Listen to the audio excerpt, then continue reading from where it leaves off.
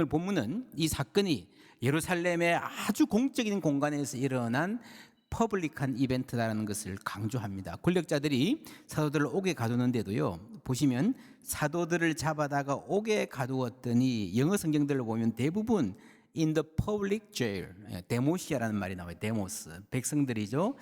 다른 데서는 잘 안 쓰는, 다른 데서는 그냥 감옥 그러는데 여기서만큼은 public jail이라는 말을 굳이 씁니다. 공적 성격을 강조하는 거죠. 대제사장과 그와 함께 있는 사람들이 와서 공회, 산헤드린, 오늘 말로 하면 국회입니다. 그리고 이스라엘 족속의 원로들을 다 모았다라고 하는 굉장히 뭔가 이렇게 큰 판이 벌어진, 그죠? 공공의 성격을 가진 그런, 우리말로 하면 국회 본회의가 백성들의 관심 가운데 소집되었다, 이렇게 볼 수 있습니다. 여러분, 이 도시 예루살렘 플라테이아, 이 중심대로에 불과 얼마 전에 예수님이 낙이 타고 입성하셨잖아요. 백성들이 그때 이 대로를 꽉 채우고 뭘 기대했겠습니까? 기적, 병 고치고 뭐 하는 기적, 그리고 우리의 고난에 대한 정치적 해결을 기대했을 거예요. 그 기적의 예세를 몰아서. 예수님은 기적도 일으키지 않으셨고 정치적 접근도 하지 않으셨습니다. 백성들이 실망했고 예수를 십자가에 못 박아 버렸습니다. 그런데 그 전에 예수님이 예루살렘을 두고 하신 말씀이 있습니다. 함께 읽습니다. 예루살렘아 예루살렘아 선지자들을 죽이고 내게 파송된 자들을 돌로 치는 자여, 암탉이 제 새끼를 날개 아래에 모음같이 내가 너희의 자녀를 모으려 하니리 몇 번이냐. 그러나 너희가 원하지 아니하였도다. 예루살렘아 예루살렘아, 마치 어떤 사람 이름을 부르듯이 부르잖아요, 그죠? 여러분, 한 도시를 향한 하나님의 애정과 안타까움을 볼 수 있습니다. 여러분, 한 도시를 향한 하나님의 구원 계획 이라는 것은 구약에서 대단히 중요한 주제입니다. 대표적으로 니느웨 아세요? 요나서를 보면 요나가 전도했을 때에 그 성이 함께 망할 것이다 그랬는데 회개하죠. 왕부터 시작해서 큰 자부터 작은 자까지 다 회개했다. 그래서 심판을 면합니다. 도시가 회개하고 도시가 심판을 면하는 거예요. 도시 단위로 혹은 나라 단위로 심판을 받거나 구원을 받고, 이런 예가 성경에 많이 나옵니다. 물론 우리가 구원받는 것은 개인적이에요. 우리 각 사람이 심판받을 것입니다. 한 사람 한 사람 안에 있는 믿음을 보시고 하나님 판단하십니다. 구원은 개인적입니다. 그러나 그 개인의 믿음도요, 사회의 영향을 대단히 많이 받습니다. 공동체가 중요해요. 주 예수를 믿으라, 그리하면 너와 내 집이 구원을 얻으리라. 그죠? 가정에 함께 예수 믿는 걸 상정하는 거죠. 저도 그렇고요, 여기 있는 많은 분들이 믿음의 가정에서 태어났고 자랐기 때문에 이 자리에 있을 수 있는 거예요.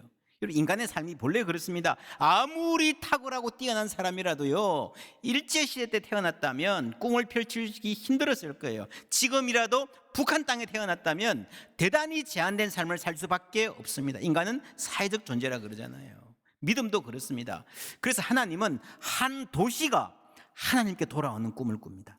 한 나라에 하나님의 은혜가 임하고 회복되는 꿈을 하나님이 꾸시는 거예요. 그래서 우리가 하나님의 마음을 품고 북한 땅을 위해서 기도해야 되는 거예요. 우리나라를 위해서도 기도해야 되고 포항 땅을 위해서도 기도해야 되는 줄 믿습니다. 니느웨라는 도시가 회개한 사건은요, 그냥 지나가는 이야기가 아니라 예수님의 비전에도 대단히 중요한 역할을 하고 있습니다. 누가복음 11장 32절 함께 읽습니다. 심판 때에 니느웨 사람들이 일어나 이 세대 사람을 정죄하리니 이는 그들이 요나의 전도를 듣고 회개하였음이거니와 요나보다 더 큰 이가 여기 있느니라. 요나의 전도를 듣고 회개했다, 이 말은요, 요나가 열심히 전도한 것도 아니에요. 그냥 여러분 이렇게 살면 멸망할 겁니다, 마지못해 이야기했어요. 그런데 그 말을 듣고 니느웨가 회개했어요. 거기에 비하면 지금 예루살렘에는 엄청난 일이 벌어지고 있잖아요. 사도들이 그리스도의 부활을 증거하고 구원에 이르는 길을, 회개와 재사함의 길을 아주 구체적으로 선명하게 선포하고 있는 거예요. 그리고 그것도 모자라서 눈에 엄청난 일들을 벌이십니다. 많은 사람들이 병고침을 받고 예루살렘이 막 술렁입니다. 그런데 그때 권력자들은요, 여기에 저항하는 거예요. 사도들을 옥에 가두어 버립니다. 주의 사자가 밤에 옥문을 열고 끌어내어 이르되 가서 사도들에게 말합니다. 성전에 서서 이 생명의 말씀을 다 백성에게 말하라 하며, 여러분 지금 백성들의 관심은요 막 일어나는 치유사역에 있을 거예요. 그래서 성령이 불러가지고, 사자가 불러가지고, 야 지금 치유사역이 인기가 좋으니까 가서 계속 병 고치라 그러지 않고요, 뭐하라 그럽니까? 생명의 말씀을 목숨 걸고 계속 전해라 그러는 겁니다. 여러분 여기에 하나님의 역사의 핵심이 있는 겁니다. 생명의 말씀. 생명의 말씀이 무언가? 여러분 이 사도행전에서는 말씀이 계속되기 때문에 조금 뒤에 나오는 말씀을 이해하려면 앞에 말씀을 찾아봐야 됩니다. 이게 생명의 말씀이 뭔가 하면요, 3장에서 베드로가 한 말, 다 같이 읽어볼까요? 생명의 주를 죽였도다. 그러나 하나님이 죽은 자 가운데서 그를 살리셨으니 우리가 이 일의 증인이라. 여러분이 생명의 주인을 죽였습니다. 생명으로 가득 찬 분, 죽음이 그를 가둘 수 없는 거예요. 그죠? 살아나셨습니다. 부활의 메시지, 그게 생명의 말씀이에요. 예수가 부활하셨다. 예수가 생명의 주인이시다. 그리고 그 생명의 힘이 오늘도 살아 움직이는 거예요. 오늘도 살아서 역사하시는 거예요. 그 말씀이 선포될 때에 듣는 자가 살아나는, 여러분 살리는 힘이 있는 말씀이 생명의 말씀이에요. 때로 이 힘은 기적으로, 눈에 보이는 질병의 치유로 나타나기도 합니다. 여러분 침대나 요를 들고 와야 될 정도로, 여러분 걷지도 못하는, 사실은 눈으로 보기에는요 그냥 누워있기만 하는 죽은 자와 방불한 그런 사람들이 막 일어난다. 여러분 이 장면을 머릿속으로 생각해 보세요. 막 요를 들고 왔는데 막 일어난 사람들이 막 일어난다. 여러분 그것도 큰 대로에서, 여러분 얼마나 엄청난 일입니까? 예수님 때도 있었습니다. 그죠? 베데스다 못가의 병자, 자기 발로 못 가니까 예수님이 한 명 고쳐주셨습니다. 그리고 가버나움의 중풍병자, 자기 발로 못 움직이니까 친구 4명이 들고 와가지고 어떻게 합니까? 지붕을 뜯어서 달가 내리잖아요. 그죠? 그래서 예수님 고쳐주셨습니다. 근데 여러분 가성비로 따지면요 베드로가 훨씬 강해요. 예수님은 그 난리치고 집 하나 다 부시고 한 명 고쳤어요. 베드로는 길가에 지나가는데, 그죠? 막 그림자만 봐도 막 일어나. 어우, 이게 어떻게 된 거야? 베드로가 더 세네? 어떻게 된 거죠? 예수님 이런 말씀하셨습니다. 요한복음 14장 12절 함께 읽습니다. 내가 진실로 진실로 너희에게 이르노니 나를 믿는 자는 내가 하는 일을 그도 할 것이요 또한 그보다 큰 일도 하리니 이는 내가 아버지께로 감이라. 예수님 미리 말씀하셨죠. 너희들은 나보다 더 큰 일도 할 것이다. 교회 안에 이런 일이 있을 것이다. 그리고 그 다음에 이는 내가 아버지께로 감이라. 예수님이 아버지께로 가고 또 새로운 시대가 시작된다는 겁니다. 여러분 요한복음 3장에서 장애인이 한 명 일어났잖아요. 그죠? 그러면서 온 예루살렘에 난리가 났었습니다. 이미 그 전에요 하루에 3,000명씩 세례받은 사건이 있었습니다. 여러분 당시에 예루살렘 인구가 대략 한 5만에서 7만, 물론 명절 때 방문객들이 오면 훨씬 더 많았겠지만 어쨌거나 그렇게 큰 도시가 아니에요. 몇만밖에 안 되는 이 도시에 하루에 3,000명이 세례를 받았다면요, 가는 곳마다 줄 서 있는 거예요. 저 사람들 뭐 하는 거지? 뭐 공짜로 나눠주나? 세례 받으려고 가는 곳마다 골목마다 줄 수 있는 거예요. 얼마나 대단한 일입니까? 무시할 수 없는 흐름이에요. 근데 바로 그 도시에서 큰 도로에서 막 절비하게 병자들이 누워있고 사도들의 그림자만 지나가도 막 일어난다? 이거는요, 야 베드로가 그만큼 세다 이게 아니고 지금이 아주 특별한 스페셜 그레이스, 은혜의 때라는 것을 보여주는 겁니다. 바로 지금 이 순간에 하나님이 이 예루살렘이란 도시에 폭포수 같은 은혜를 보여줍니다. 에스겔서에 보면요 이 골짜기에 마른 뼈가 살아나는 장면이 나옵니다. 이것이 다양하게 성취가 되는데, 첫째로 그리스도의 부활로 실제로 현실이 되죠. 두 번째로 사도들의 스피릿, 기계가 살아나는 겁니다. 비겁했던 사람들이 하나님의 강한 용사로 일어서는 거예요. 행진하는 거예요. 세 번째로 오늘 말씀처럼 누워있던 병자들이 막 일어나는 것도 여러분 이런 예언의 성취의 하나로 볼 수 있습니다. 그러니까 지금 그렇게 기다리던 이스라엘 나라의 아름다운 회복이 시작되는 겁니다. 이게 예루살렘의 봄이라 할 수 있잖아요. 그런데 이 권력자들이 이 예루살렘이요 이 봄을 막아서고 있는 거예요. 복음을 핍박하고 있는 거예요. 결국에는 나중에 이 예루살렘이 어떻게 되었는가? 그들의 시체가 큰 성길에 있으리니, 똑같이 플라테이아스라는 말이 나옵니다. 플라테이아, 바로 그 길이에요. 여러분 예루살렘에 베드로가 병자를 고치던 바로 그 길에 이제는 죽은 자가 막 벌떡벌떡 일어나던 그 길에 시체가 즐비하다. 그 성은 영적으로 하면 소돔이라고도 하고 애굽이라고도 하니, 여러분 깜짝 놀랄 말입니다. 어디입니까? 곧 그들의 주께서 십자가에 못 박히신 곳이라. 예루살렘이죠. 여러분 신약 성경에 예루살렘을 가리켜서 소돔이다 애굽이라는 말이 있다는 말 자체가 여러분 얼마나 충격적인 말인가. 우리가 그걸 이해할 수 있어야 됩니다. 이미 예수님이 그러셨습니다. 돌 위에 돌 하나도 남기지 않고 다 망할 것이다. 왜 망했습니까? 예루살렘이 예수님을 십자가에 못 박았기 때문에 망했다? 여러분 꼭 그렇지 않습니다. 지금 하나님이 회개할 기회를 주시잖아요. 너무도 분명하게 회개와 죄 사함의 기회를 주시잖아요. 그런데 거부합니다. 그래서 망하는 겁니다. 여러분 세상에 죄 지어서 망하는 사람은 없습니다. 회개하지 않아서 망하는 거예요. 죄인이기 때문에 지옥 가는 사람 없어요. 우리 모두 한 사람도 빠짐없이 죄인입니다. 죄인이어서 지옥 가는 게 아니고요, 예수 안 믿어서 망하고 지옥 가는 거예요.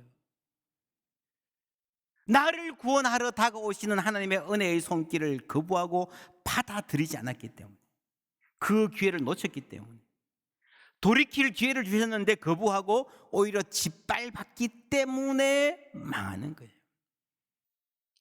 여러분 예루살렘의 봄, 베드로가 전도하던 이 때는요 20년대 말 혹은 30대 초라고 볼 수 있습니다. 누가복음, 사도행전, 요한계시록이 기록된 때는요 아마도 80년, 90년대 때로 추정됩니다. 꽤 시간 차이가 있죠. 그 사이에 뭐가 있었습니까?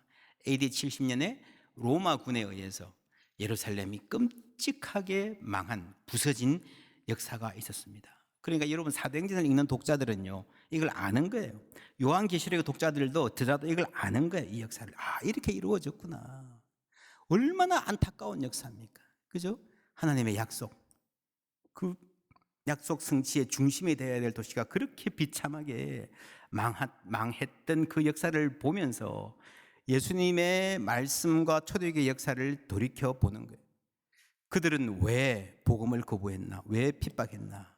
말씀 보시면요, 대제사장과 그와 함께 있는 사람, 즉 사두개인의 당파가 다 마음에 시기가 가득하여.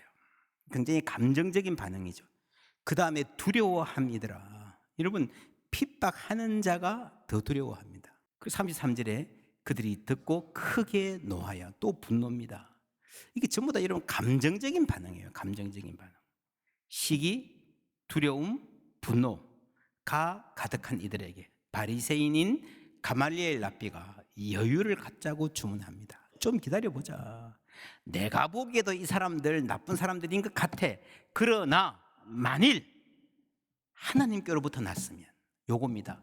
내가 보기에는 아닌 것 같은데 만일 이쪽이면, 다르다면 너희가 그들을 무너뜨릴 수 없겠고 하나님이 이걸 하신다면 도리어 하나님을 대적하는 자가 될까 두렵다라고 말하는 거예요. 떼오마코스라는 말은 그냥 의견을 달리하는 정도가 아니라 칼을 들고 싸우는 걸 말하는 거거든요. 하나님을 향해서 칼부림하는 사람이 된다라는 이야기예요. 얼마나 여러분 무서운 말입니까? 여러분 어떤 회의를 하거나 어디 뭐 할 때요, 가기 전에 여러분 가족끼리도 중요한 대화가 있을 때에 하기 전에 여러분 기도하십시오.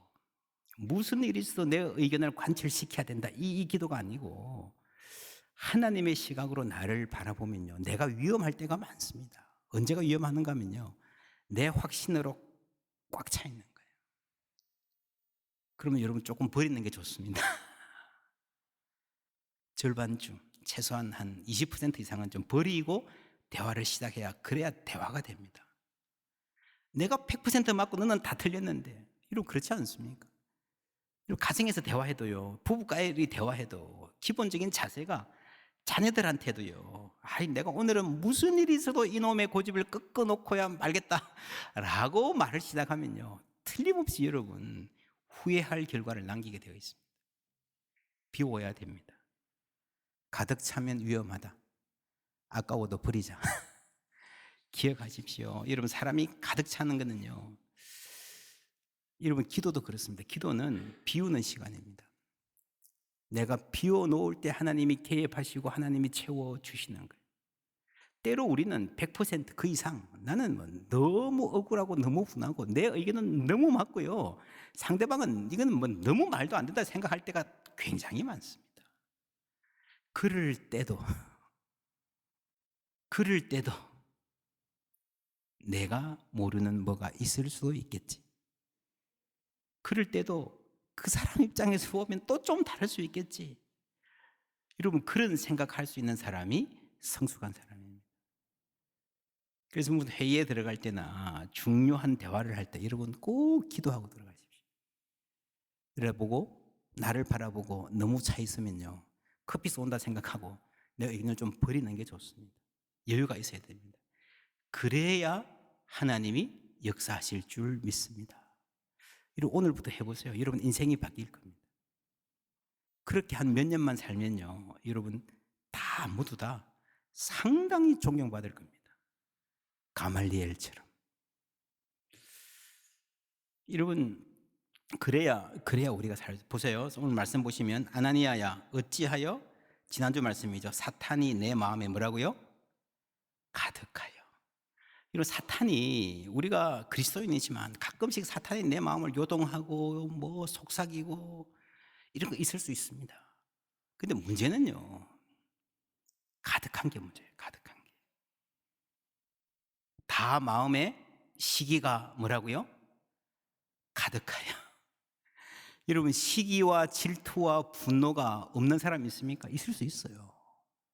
문제는 그 시기로 꽉 차서 가득한 게, 그게 문제예요. 하나님 어떻게 해결하시는가? 너희가 너희 가르침을, 예수의 말씀을 예루살렘에 가득하게 하니. 할렐루야. 여러분, 우리가 세상 끝으로 꽉 차면 안 됩니다. 살다 보면 분노할 수 있죠. 그러나 여러분, 분노하더라도 그 분노가 나를 가득 채우게 하지 마시기를 주님의 이름으로 축원합니다. 시기심이, 그렇죠? 여러분, 사람이 아무리 완고한 사람이라도, 아무리 악한 사람이라도, 여러분 자녀들 아무리 철이 없다 그래도요, 살다 보면 틈이 생길 때가 있어요. 아무리 완고해도 여러분 돌이켜보세요. 내 사고에 균열이 있을 때가 있습니다. 그죠? 그때 여러분 뭐가 들어가는가, 그게 인생을 결정하는 거예요. 여러분, 그 자녀들이 너무 말 안 들어도, 야 너는 왜 내 말 안 듣니, 그러지 말고, 여러분 안 들을 때는 안 들어요. 아무리 말해도. 오늘 이 말씀에 이 도시에 말씀이 가득하게 했다. 여러분, 이게 굉장히 중요합니다. 이 도시에 말씀이 가득하면, 내가 살아가는 이 환경에, 여러분 가정에 말씀이 가득하면, 평소엔 여러분 자녀들이 진짜 말 안 듣는 것 같아도 우리 가정에 하나님의 말씀이 가득하면요, 언젠가 이 자녀가 살아가면서 그 사고에 틈이 있을 때가 있거든요. 그때 하나님의 말씀이 들어가는 거예요. 그때부터 역사하기 시작하는 거예요. 그래서 여러분, 공동체가 대단히 중요합니다. 아무리 막 살아도요, 건강한 믿음의 공동체, 말씀의 공동체 안에 살아가는 사람은 희망이 있는 줄 믿습니다. 누구나 완고하게, 처음부터 끝까지 완고한 사람은 없어요. 아무리 못된 말 해도요, 밤에 가가지고 한 번쯤은 내가 심했나 생각한다니까요. 그 틈에 하나님의 말씀이 들어가려면 이 공동체 안에, 특별히 여러분 가정 안에 하나님의 은혜가, 말씀이 가득하게 되기를 주님의 이름으로 축원합니다. 오늘 말씀 다시 보시면 27절에 너희가 너희 가르침을 예루살렘에 가득하게 하니, 그 다음 말씀, 이 사람의 피를 우리에게도 돌리고자 함이로다. 여러분, 이 사람들이 왜 복음을 그렇게 극구거부했는가? 이 이유가 있습니다. 그렇죠? 이 사람의 피를 우리에게로 돌리고자 함이로다. 예수가 의인이다, 예수가 선지자다, 예수가 메시아다, 죄가 없었다 라고 하는 걸 인정을 하면요, 내가 죄인이라는 것을 인정해야 됩니다. 그걸 아는 거예요. 여러분, 지금 이 대제사장, 이 사람들이, 이 사도들이 전하는 말을 안 듣는 것 같아도요, 다 듣고 있어요. 다 알고 있어요. 여러분 아십니까? 안티 크리스찬이라고 하는 사람들이요, 이 성경에 더 관심 많습니다. 다 알고 있어요. 지금 이 사람들은 아니까 반대하는 거예요. 이 사실을 받아들이면 내가 죄인 되는데, 그러니까 극구 반대하는 거예요. 그런데 모르는 게 있습니다. 하나님이 우리를 죄인이라 하시는 것은요, 우리를 벌 주려고, 망하게 하려고 하는 것이 아닌 줄 믿습니다. 오늘 말씀에도 회개와 죄 사함을 주시려고 그러신다는 거예요. 그렇죠? 회개해야 사니까 죄인이라고 말씀하시는 거예요. 하나님이 우리를 죄인이라 말씀하시는 것은 구원 얻고 하나님 백성 되게 하기 위함입니다. 그 은혜 가운데에 이 복음이 있는 겁니다. 지금 베드로의 말이 뭡니까? 너희들만 죄인이다 아니에요. 베드로도 죄인이고 요한도 죄인이고 다 죄인이에요. 모두 다 예수를 배반하고 버렸던 죄인들이었습니다. 그런데 회개했습니다. 그때부터 다른 삶이 시작되는 거예요. 그 다른 삶이 어떻게 이어지는가? 40절부터 함께 읽습니다. 그들이 옳게 여겨 사도들을 불러들여 채찍질하며 예수의 이름으로 말하는 것을 금하고 놓으니 사도들은 그 이름을 위하여 능욕받는 일에 합당한 자로 여기심을 기뻐하면서 공회 앞을 떠나니라. 그들이 날마다 성전에 있든지 집에 있든지 예수는 그리스도라고 가르치기와 전도하기를 그치지 아니하니라. 할렐루야. 보세요. 그들은 세상이 빼앗을 수 없는 기쁨을 가졌습니다. 아무리 유혹해도 흔들릴 수 없는 분명한 가치관을 가졌습니다. 이 땅에 살아가야 될 이유, 분명한 목표를 가졌습니다. 그리고 그 모든 것을 함께하는, 서로 위로하고 서로 기도해주고 세워주는 형제 자매들을 가졌습니다. 여러분, 이것이 이들의 삶에 봄이 온 거예요. 하나님은 이 공동체를 통해서 예루살렘에 봄이 오기를 원하셨습니다. 그래서 기회를 주시는 거예요. 여러분, 사도행전에 나오는 예루살렘과 온 유다와 사마리아와 땅끝까지라는 이 말을 가만히 보면요, 예루살렘 찍고 빨리 나가라 그런 말 아니에요. 예루살렘의 말씀이 충만하고 그게 온 유대와 세계까지 간다는 거죠. 그러니까 본래 예루살렘은 구약 전체에 나오잖아요. 그렇죠? 우리 찬송가에도 이는 율법이 시온에서 나오고 주의 말씀은 예루살렘에서, 말일에 시온에 하나님의 영광이 설 것이다. 구약 성경 예언서 전체가 그런 내용이에요. 본래 하나님의 뜻이었습니다. 하나님 기회를 주신 거예요. 예루살렘의 봄이 세상의 봄을 가져오는 효시가 되는 거였어요. 그런데 그들은 거부했습니다.